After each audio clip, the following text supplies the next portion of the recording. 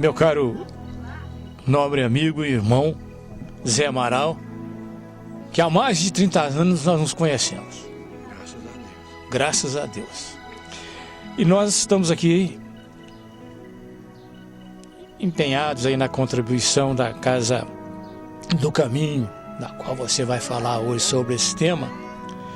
Nós gostaríamos de saber, você que tem vindo aqui todo mês, trazendo as suas sábias palavras, o seu talento, mostrando assim a criatura humana, o melhor caminho a seguir, conforme nos ensinou o Senhor Jesus Cristo. Nós gostaríamos de saber assim, como você tem sentido a sua presença aqui, o trabalho na casa, porque você observa e pode fazer uma análise com um critério de alto nível, e nós gostaríamos de saber, porque tudo isso vai servir para que os diretores da casa, através da sua palavra, sentem aquilo que precisa às vezes mudar, ou manter, ou melhorar, enfim.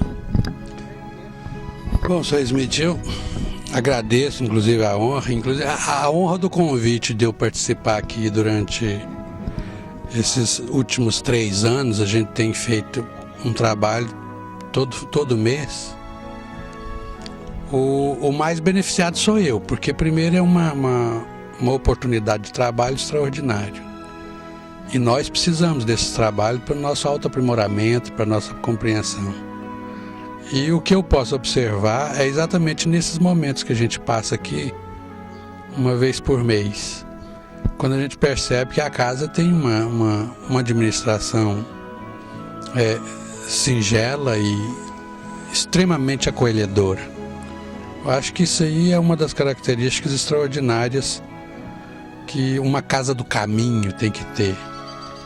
A própria estrutura da Casa do Caminho é exatamente o acolhimento do ser humano, as buscas do que nós somos, o que nós estamos fazendo pela vida, essa trajetória, de onde que nós viemos, o que nós estamos fazendo aqui e para onde a gente vai. Eu acho que a necessidade de trabalhar, por exemplo, o espírito, a compreensão da nossa parte espiritual, tem funcionado bem, porque geralmente depois das palestras, algumas pessoas que estão passando pela casa, às vezes pessoas que estão viajando e que estão hospedadas aqui por alguns dias, nos cercam e falam da necessidade que eles tinham de ouvir esse tipo de palavra. Às vezes o alimento, a cama para dormir, o teto por alguns dias, né, é apenas a urgência do nosso biológico, que às vezes supre, né, e começa a suprir uma urgência muito maior, que é a urgência da busca de respostas por quem nós somos.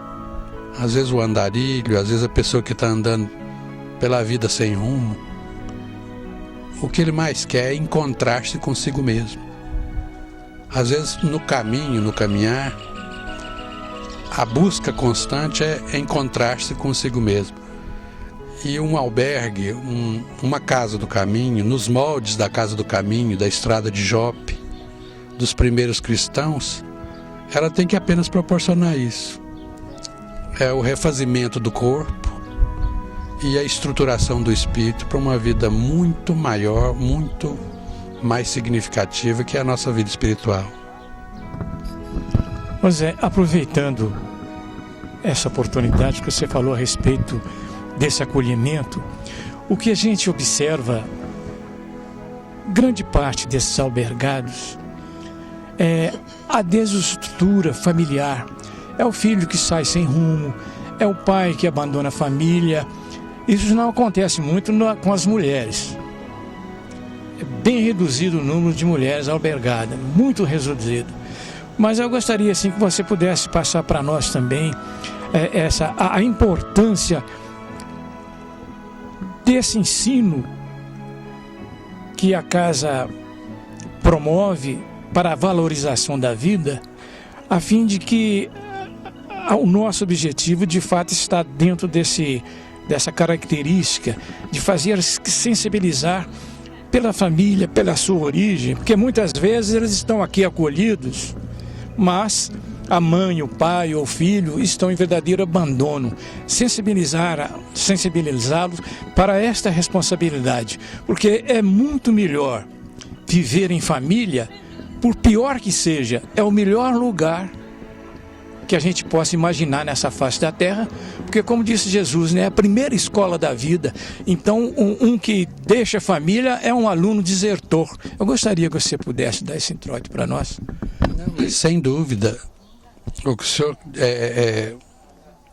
coloca de forma concisa, de forma brilhante, é exatamente o que a doutrina espírita fala para a gente, que através desse cadinho, através dessa célula fundamental, principal da sociedade, que é a família, primeira escola do ser, quando chega para cá, quando vem do mundo espiritual para cá, por pior que ela seja, ela ainda assim pode ser o local mais adequado para o ser humano encontrar-se consigo mesmo.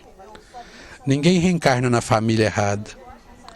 Todos nós reencarnamos na família certa para corrigir os nossos dramas existenciais, os nossos equívocos do passado. E a gente tem que aprender a ter essa humildade, a ter essa coerência, às vezes, na própria lógica da criação divina, e aceitar, abrir o nosso coração e tentar reforçar cada vez mais essa instituição que é a instituição da família. O importante é a gente observar que é o seguinte: na família acontecem os maiores dramas e as maiores felicidades. Ali dentro tem todas as possibilidades de um ser, um espírito, encontrar suas respostas, encontrar, né, as suas dificuldades, encontrar soluções para elas. O que mais a gente, às vezes, tem a lamentar nesses últimos tempos é que os laços, né, que prendem essas famílias, que prendem as pessoas numa família, né, se fragilizam cada vez mais, né? Por outro lado, né, a partir dessa visão da fragilidade dos laços, a gente percebe que as famílias que perduram é porque os laços estão extremamente fortes. Então é um paradoxo. Ao mesmo tempo que fragiliza, se tornam fortes, porque aí é fruto de uma escolha, é fruto do livre-arbítrio, é fruto de uma possibilidade de enxergar cada vez mais a profundidade e a beleza que é uma instituição familiar. Olhando com mais carinho, a gente observa que é ainda a forma mais fácil, mais acelerada da gente encontrar-se consigo mesmo, da gente resolver as nossas próprias questões. Eu, particularmente, a gente vê que lutar pela família, lutar pela agregação familiar, pelos laços afetivos, pela volta do afeto, né, que nós perdemos muito em afeto nos últimos 60, 70 anos, depois da Segunda Guerra Mundial, principalmente.